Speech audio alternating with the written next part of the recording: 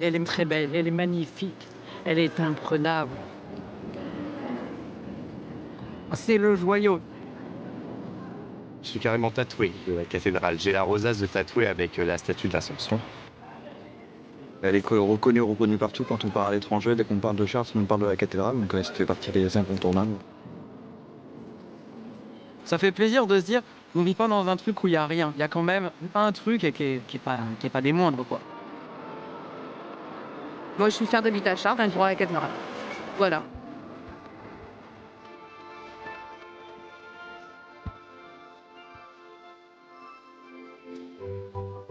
La cathédrale, emblème de toute une ville. Alors normalement, quand on vient de Chartres, on connaît la couleur de sa ville et son lien avec l'édifice. Couleur symbole de la vie, je vois, non? Aucune idée. Je ne sais pas. Le bleu.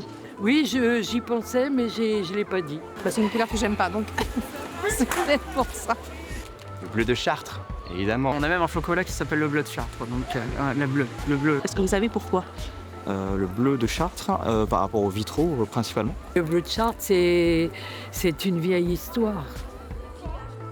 Une histoire évidemment liée au monument et qui remonte au XIIe siècle.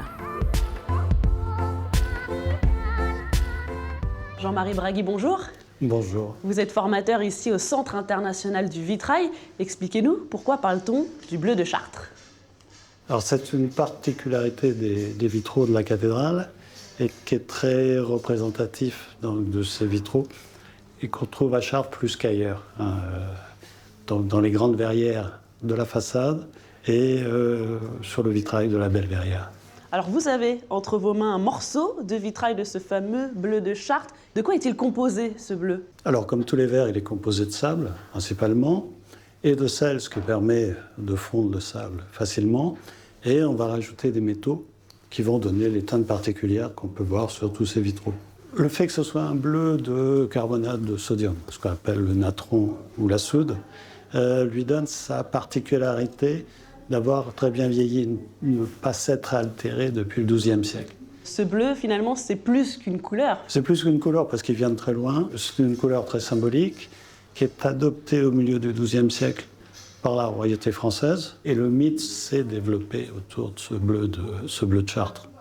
Mais qu'est-ce qu'un Chartrain sans sa cathédrale? Regardez, être de Chartres, c'est aussi ça.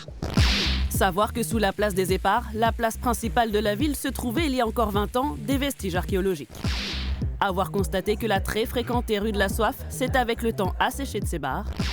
Savoir que sa ville abrite le labyrinthe le plus connu de France. Même le chanteur britannique Sting l'a tatoué sur son corps. Enfin, c'est aussi savoir que les tertres, ce n'est pas qu'à Paris et sur la butte Montmartre. Chartres en compte 6, il relie la ville basse à la ville haute. Et dire que certains pensent que la Beauce est plate, ils ont tout faux.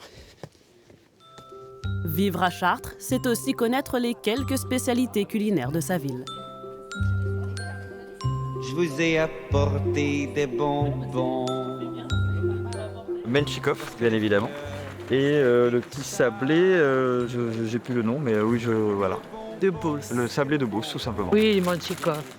Manchikov. C'est lequel? Celui du bas, bien sûr. Si on va dans une région, par exemple, on va offrir des manchikov pour que justement ramener quelque chose de notre coin. Un goût au chocolat praliné, c'est une sorte de meringue autour. C'est un biscuit fourré. Pour moi, c'est trop bonbon, c'est pas assez chocolat. C'est délicieux, c'est très très cool, c'est très très bon. Je peux vraiment les prendre, vous. Chartres doit aussi depuis peu sa renommée à sa moderne salle de sport et de spectacle, le Colisée. Son architecture et son design lui ont même valu une récompense internationale. Bonjour Jean-Marie Blatry.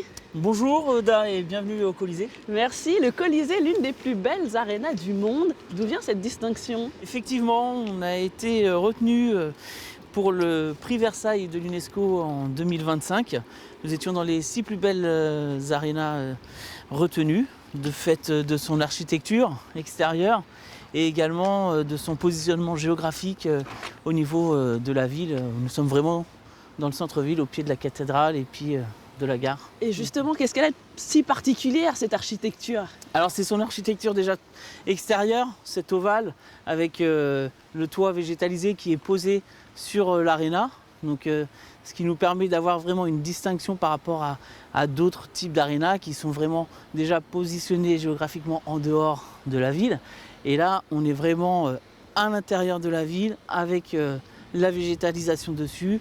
À la belle saison, nous avons des ruches. Une salle de spectacle et de sport en plein centre-ville. Est-ce que les Chartrains l'ont adoptée assez rapidement? Elle est toute récente, hein, elle est sortie de terre en 2024. Effectivement, fin 2025, on a atteint la barre des 300 000 spectateurs, ce qui est une belle affluence à l'échelle de l'agglomération de Chartres.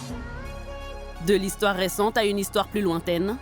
À Chartres, l'entrée en résistance de Jean Moulin, alors préfet d'Eure-et-Loir, et la célèbre photo de la tondue, prise par Robert Capa à la Libération, ont marqué la ville. Voilà Chartres, ville cathédrale, ville capitale aussi, celle de la Beauce, car c'est aussi ça, être de Chartres, c'est vivre dans un territoire très agricole. À bientôt!